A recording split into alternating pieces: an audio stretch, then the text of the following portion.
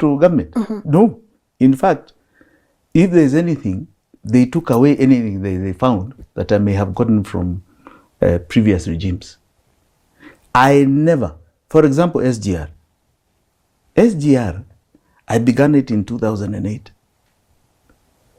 And Lynn, the interesting thing, if you want that literature, I'll give you. The SGR that I began in 2008 with this company called China Road and Bridge. 2008, after 2007 elections, was a private project. Nothing to do with taxpayers' money. And all we wanted was to remove a company called RVR that had done a shoddy job on a concession it had been given by Kenya Railways to run the existing line. And we said, we are going to build an SGR, standard gauge railway, widening it, because then you can move the wagons quicker. Yeah. From Mombasa to Malaba. The cost was about 60 billion, 55 to 60 billion shillings. Private. All we wanted was the land to be consigned to us. And for that, we were willing to give Kenya Railways a shareholding in the entity. All right? Nothing else. We didn't have all these high bridges, those are civil works when people want to make money. They take things like that. That's where you see a lot of looting. All right? We are going to stick to the same ground between here and Malaba, right? 1,000 kilometers or so, and it was costing us 60 billion shillings, 55 to 60 billion shillings. And we had the money to invest in it, all right? Because we had a return on that money within 7 to 8 years. In fact, I think it was 7 years. Because what are you carrying? Passengers, people don't make money for railways. It's goods. It's goods. So you have various crops, right? We have our wheat, we have our maize, you have your fuel oils to Uganda, right? This is where there's money. You have your palm oil. This is where there's money. We even had an entity that was prepared to do the management of running. A private entity. Local. Right? So you know how you sit. It's like a real estate venture. You've invested in the infrastructure. Now you sit back and enjoy your money every year. That became a project of almost 400 billion between Mombasa and Nairobi. Halfway. Not even the full distance. And this is where we concerned. We said, now it has changed from something being private money to taxpayers' money. And this will never pay itself off. So if there's anything, they took away because I refused to participate in what I could see was going to be a total failure.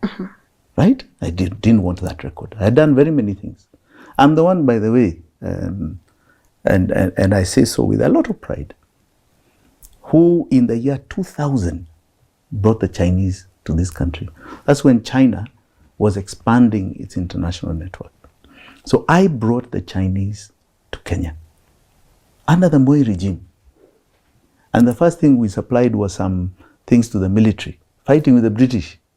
The British were 10 times our cost for some carriers, aircraft carriers, right? They were actually personnel carriers, planes, what are called the Y-12s.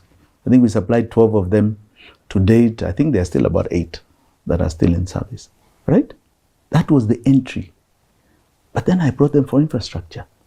I brought a grant for the road from the airport all the way to Gigiri. This so-called Mombasa road before the expressway and the Uhuru Highway. It never had a pothole, and that was a grant, a gift.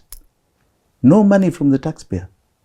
Because we wanted to change the way road construction is done, right?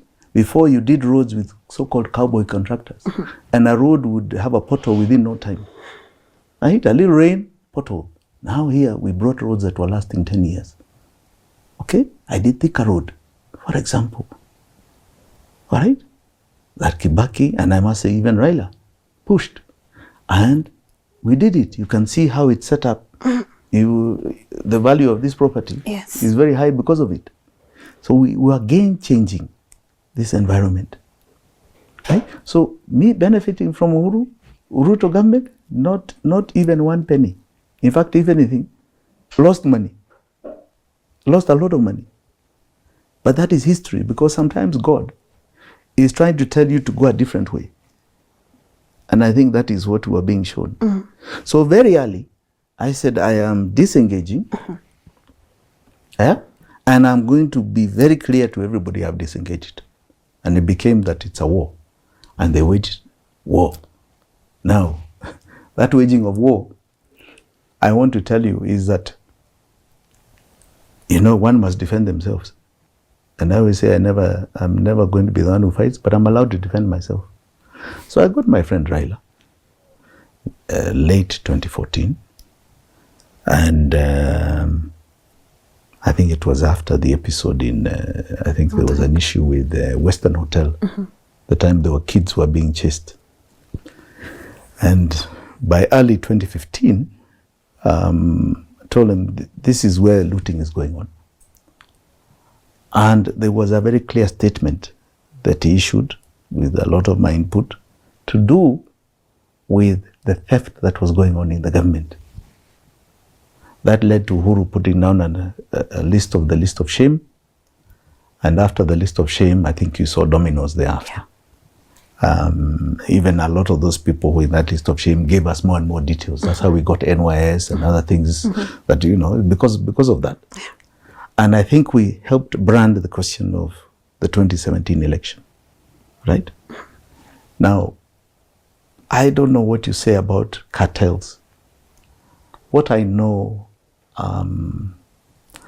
let us go back ever since the advent of Kenya's independence. There are always factors that influence a president's decision.